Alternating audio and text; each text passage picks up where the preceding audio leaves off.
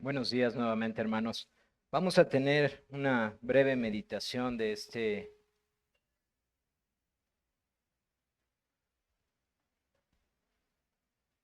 capítulo 18 del segundo libro de los Reyes. Y solamente recordar un poco, hemos visto en el capítulo pasado cómo el reino del norte ha caído y cómo ha sido llevado cautivo cuando Oseas era el rey. Ustedes recordarán que vimos la caída de Samaria en el capítulo 17 y ahora nos encontramos en el capítulo 18, donde nos dice que al mismo tiempo, mientras caía el reino del norte, eh, mientras Oseas era el rey, nos dice que había un nuevo rey sobre el reino del sur, sobre Judá. Este rey es Ezequías, hijo de Acaz. Y es muy peculiar esto, hermanos, porque aquí nos encontramos en un aspecto de la historia de la redención, donde el dicho popular, tal es el Padre, tal el Hijo, no se cumple. Hay un gran contraste entre Acaz, un hombre que desvió en gran manera al pueblo de Dios, al pueblo de Judá, contra las obras de su hijo Ezequías. De hecho, lo veremos así en el prefacio de nuestro capítulo. Así que es muy interesante percatarnos de esto, que este dicho popular, tal es el Padre, tal es el Hijo, y que no solamente es un dicho popular, nosotros observamos en la historia de la redención este patrón. El Padre hacía lo malo, el Hijo volvía a hacer lo malo, y normalmente cuando había un hombre como Acaz, o como nos lo decía nuestro hermano, el Jeroboam de Judá, nosotros hubiéramos esperado por obviedad que las prácticas de su padre se hubieran practicado en su reinado, pero no fue así para este rey que comienza. De hecho, yo no sé si se han percatado, pero la historia de este gran rey, Ezequías, es una de las que cubre más aspecto que es registrado en las escrituras. Es decir, lo encontramos en el libro de los Reyes, que fue escrito durante el tiempo del exilio, pero también lo encontramos en el libro de las Crónicas. Después del exilio se escribe de la historia de Israel, y Ezequías es uno de los reyes que contiene más detalles de lo que pasó mientras él reinaba, pero no solamente ellos, sino que los profetas. El profeta Isaías redacta bastante acerca de este rey. Así que va a ser interesante porque incluso en nuestra progresión nosotros también nos vamos a encontrar al menos con 3 capítulos en el segundo libro de los Reyes que nos hablan acerca de Ezequías. Y voy a estar utilizando texto alterno para poder dar algunos detalles. ¿Qué es lo que nosotros encontramos en nuestro capítulo 18 de este segundo libro de Reyes? Bueno, primeramente encontramos un prefacio. ¿Qué quiere decir este prefacio? Es como si el autor quería dar una breve introducción acerca de este rey, describir de manera muy particular quién era Ezequías. Después de ahí encontramos un pequeño párrafo del versículo 9 al versículo 12 que nos vuelve a resumir la historia de Samaria y su caída. Y finalmente, a partir del verso 13 hasta el final de nuestro capítulo, empieza a redactarnos el autor acerca de la invasión a Judá que él recibe. Esta es la manera muy sencilla de cómo está estructurado. Ahora, ¿qué es lo que encontramos en nuestro prefacio en los primeros 8 versículos? Bueno, nos dice que Ezequías fue un rey joven. Él comenzó a reinar a los 25 años. A esa edad él toma la autoridad del reino del sur y reina sobre Judá. Y nos dice también el autor que reinó por 29 años. Ahora, aquí no nos lo dice de manera literal, pero sí nos enseña algo muy importante. Nos dice que él hizo todo lo recto delante de los ojos del Señor. Y de hecho, Ezequías es uno de los reyes que es considerado como un reformador del pueblo de Dios. No es el único, puesto que más adelante conocemos otro rey que también es conocido como un reformador, Josías, pero Ezequías es un reformador del pueblo de Dios. después de las abominaciones de su padre Acaz, él restaura la adoración verdadera. Y esto es lo que queremos decir cuando hablamos de reforma, hermanos.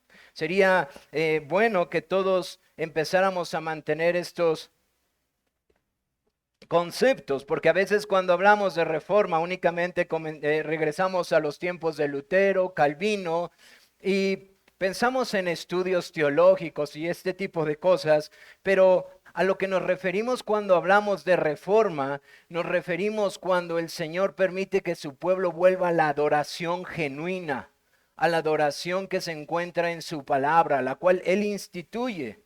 Y para este periodo, desafortunadamente, su pueblo se había desviado por completo. Ya había sido dividido en el pueblo del norte y en el pueblo del sur. El pueblo del norte habían hecho cada vez cosas más abominables y habían separado de la adoración genuina desde Jeroboam, cuando estableció esta adoración falsa a Dios por medio de los 2 becerros.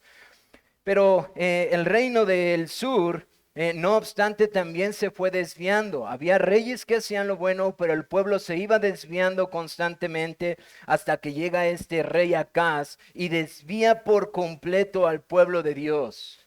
Y es su hijo, Ezequías, que es considerado como un reformador. En el segundo libro de Crónicas, capítulo 29, nos enseña cómo incluso él empezó a deshacer todas las obras de su padre. Porque su padre fue uno que ustedes recordarán, fue y visitó pueblos paganos y envidió lo que vieron sus ojos y vino y regresó a Judá y dijo, hagamos lo que ellos hacen, adoremos como ellos adoren, tratemos de cambiar el templo y ajustémoslo a lo que ellos hacen. Y después viene su hijo y su hijo hace todo lo contrario y empieza a restaurar el templo y empieza a restablecer la adoración que a Dios le agrada. Y hay algo interesante en este prefacio. No solamente nos dice que hizo lo recto delante de los ojos del Señor, sino que nos dice que en Jehová, Dios de Israel, puso su esperanza. En el versículo 5.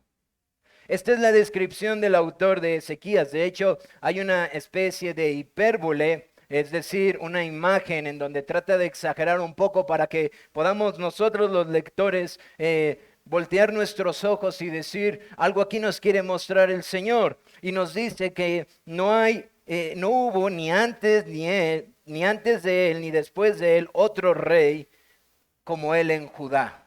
Ahora, por la historia del pueblo de Dios sabemos que sí hubo otro como él. Lo que el autor está haciendo aquí es tratar de enseñarnos que este que guardó el pacto, que puso su mirada en Jehová, fue en gran manera significativo para el pueblo de Dios. ¿Por qué? Porque puso sus ojos en el Señor, porque él descansó en Jehová su Dios. De hecho nos dice que hizo las mismas cosas que su padre David y es identificado con las obras de David. Ahora, hermanos, pensemos un poco, David no fue perfecto.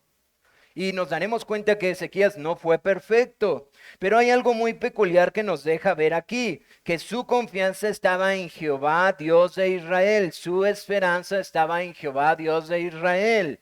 Tal como su padre David tuvo su esperanza en Jehová, Dios de Israel, es decir, en sus promesas y en su pacto. Y de repente, yo no sé si ustedes se preguntaron esta semana mientras leían el texto, ¿y por qué vuelve a salir Samaria aquí?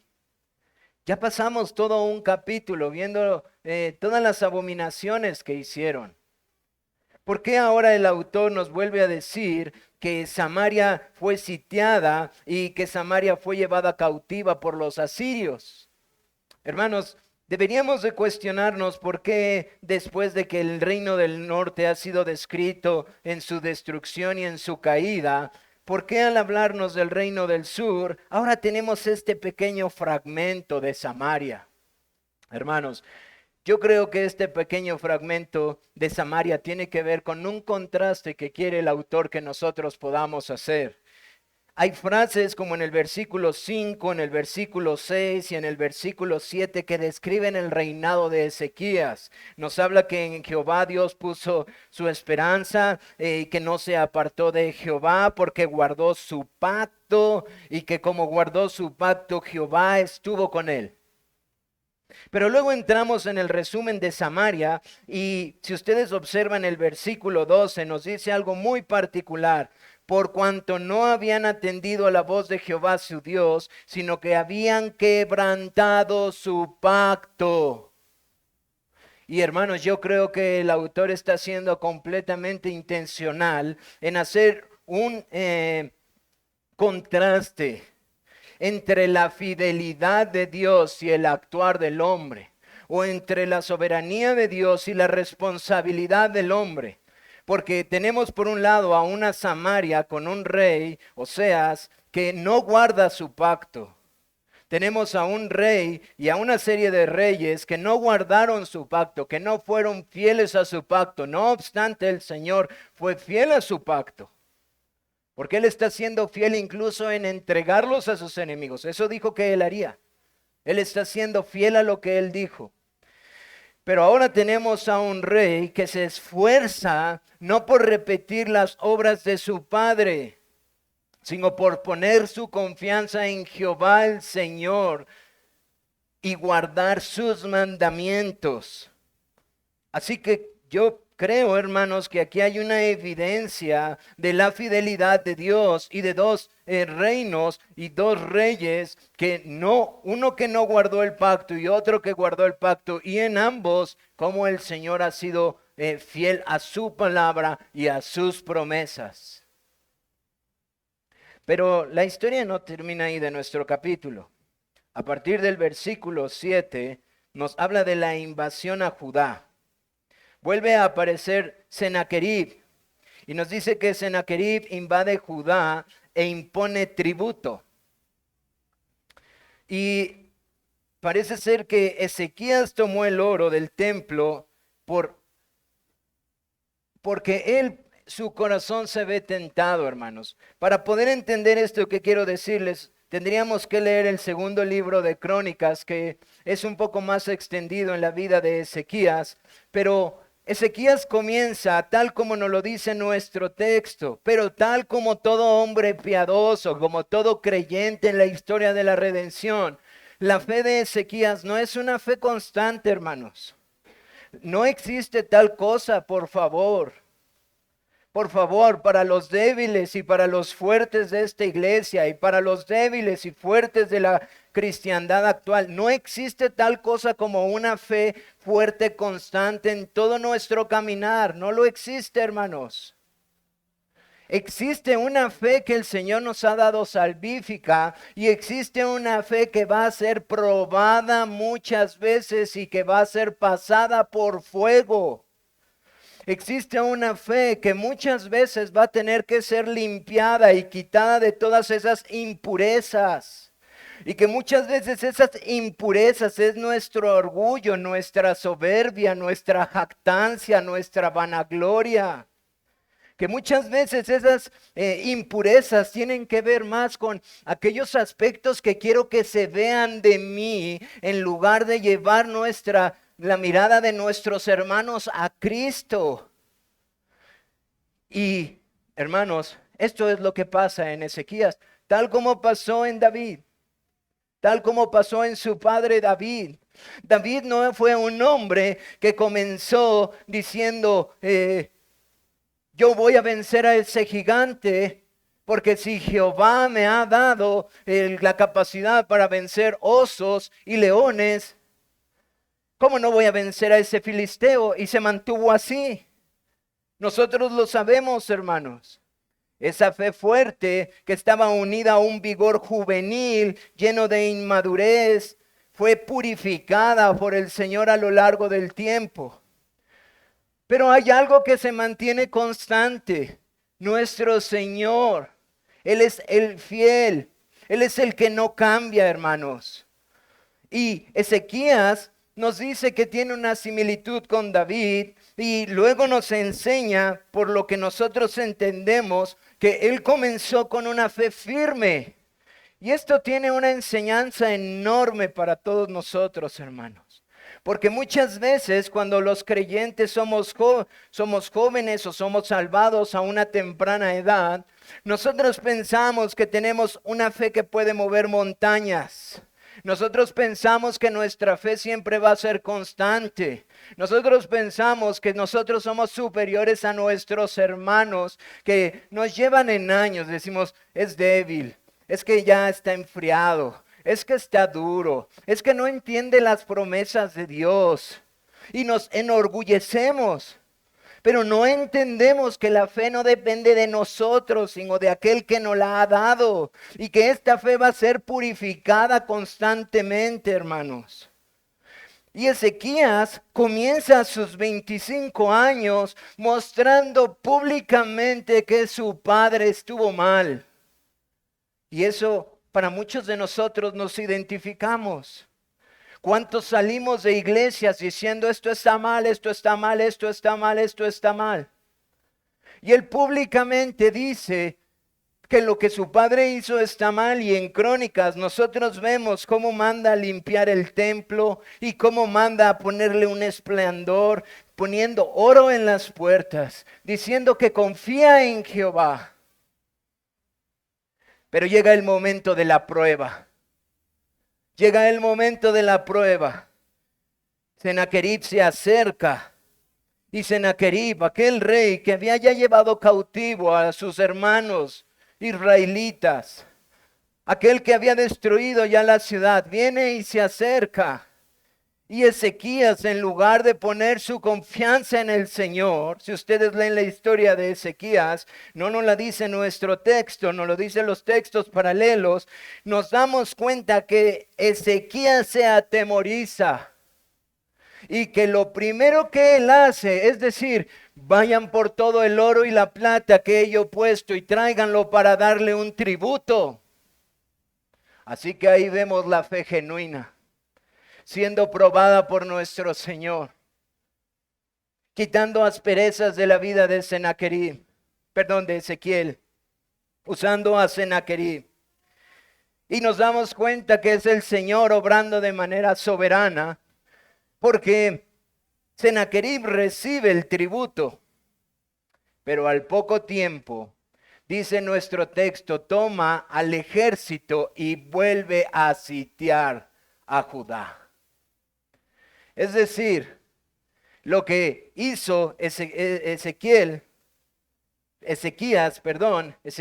no sirvió. Él pensaba que con esto ya tenía libertad. Y el Señor está puliendo la fe de Ezequías. ¿Y qué es lo que nos damos cuenta? Que el tributo nos sirve y que viene a invadir Judá. Y la fe de Ezequías tiene que ser puesta a prueba y tiene que ser pulida como el oro y tiene que ser probada y va a ser probada por un pueblo enemigo que está lleno de amenazas y que está lleno de blasfemias. Y el pueblo llega y empieza a sitiar. Ahora, ustedes recordarán lo que les decía. Los asirios no eran un pueblo pacificador. Los asirios, a diferencia de los diferentes imperios que se van a levantar, era un pueblo demasiado agresivo. Era un pueblo que estaba dispuesto a poner ganchos, aretes y a despojarles de toda dignidad a sus esclavos, a las tierras que ellos vencían. De hecho, nosotros nos damos cuenta por el capítulo anterior que ellos estaban dispuestos a sitiar una ciudad hasta que ellos llegaran a las condiciones más deplorables en donde se comían a sus propios hijos y se rindieran. Pero por si fuera poco, esa desmoralización todavía tenía que ser evitada trayendo pueblos externos y poniéndolos aquí para que sus costumbres e ideologías fueran olvidadas por completo, para que no quedara rastro de esta civilización. Y eso lo sabe Ezequías. Y ahora vuelve a venir este pueblo. ¿Y qué vemos? Aún Ezequías, que es fortalecido en el Señor nuevamente. Y hacia allá quiero llevar nuestra meditación esta mañana, hermanos. Él se da cuenta que el tributo no sirvió. Y él vuelve a poner su confianza en Jehová. Y ahora la prueba no va a ser tan sencilla. Ahora encontramos a un pueblo completamente blasfemo que le dice, ¿tú crees que tu Dios te va a salvar? Es más, Él me mandó a destruirlos a ustedes. Él fue el que me trajo a destruirte. Y si los otros pueblos y sus otros dioses, porque este era el pensamiento de los sirios, no les pudo ayudar, ¿qué les hace pensar a ustedes que su Dios les va a ayudar? Obviamente, para la tristeza de este pueblo pagano, a este Dios que estaban blasfemando, no tenía nada que ver con un Dios pagano inventado por los hombres, como lo veremos más adelante. Así que Ezequías se fortalece en el Señor. Y Ezequías empieza a resistir la prueba y la lucha y el ataque y los diferentes dardos para debilitar su fe. E incluso le transmite a su pueblo no hablar ante semejantes blasfemias. Su fe ahora está siendo fortalecida. Pero, hermanos, quiero que me acompañen a Juan 2 para seguir adorando a nuestro Cristo.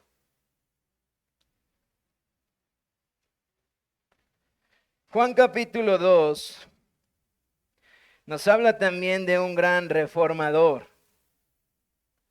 Juan capítulo 2 nos habla de un reformador que también su fe se vio probada, hermanos. Ezequías como reformador, su fe no fue consistente en todas las etapas de su vida. A veces se atemorizó y su confianza estuvo en el hombre. Él hizo lo recto delante del Señor y trajo la adoración genuina. Pero este reformador al cual esta mañana nos venimos a postrar en adoración, hermanos, es mucho más glorioso que Ezequías. Este gran reformador de la adoración verdadera, su fe nunca fue debilitada. Y él también limpió su casa. Dice en el capítulo 2, verso 13, estaba cerca la Pascua de los judíos y subió Jesús a Jerusalén. Y halló en el templo a los que vendían bueyes, ovejas, palomas y a los cambistas allí sentados. Y haciendo un azote de cuerdas, echó fuera del templo a todos y las ovejas y los bueyes, y esparció las monedas de los cambistas y volcó las mesas. Y dijo a los que vendían palomas, quitad de aquí esto y no hagáis de la casa de mi padre casa de mercado. Entonces se acordaron sus discípulos que está escrito, el celo de tu casa me consume. Y los judíos respondieron y le dijeron, ¿qué señal nos muestras ya que haces esto? Quizás aquí Ezequías, quizás tú, quizás yo, dudaríamos. Cuando los principales se acercan a él y le dicen, ¿y qué señal haces para venir a quitar nuestros negocios de aquí? Y nuestro Cristo le dijo, destruir este templo y en 3 días lo levantaré. Dijeron luego los judíos, en 46 años fue edificado este templo y tú en 3 días lo levantarás. Mas él hablaba del templo de su cuerpo. Por tanto, cuando resucitó de entre los muertos, sus discípulos se acordaron que había dicho esto y creyeron las escrituras y las palabras que Jesús había dicho. Hermanos, el gran reformador de la adoración verdadera es nuestro Señor Jesucristo. Él vino para que su pueblo le adore en espíritu y en verdad. Y cuando fue necesario, Él mostró firmeza en sus palabras y determinación. Y cuando su fe fue probada, Él citaba la palabra de su Padre para hacerles ver que Él era el verdadero reformador de su casa. Hermanos, Cristo nuestro Señor nunca se vio fluctuante. Y por eso esta mañana le adoramos a Él como lo que es. Por eso no tenemos en nuestros corazones reserva para decir públicamente Jesús es nuestro Señor y nuestro Dios. Y públicamente le adoramos. Amén.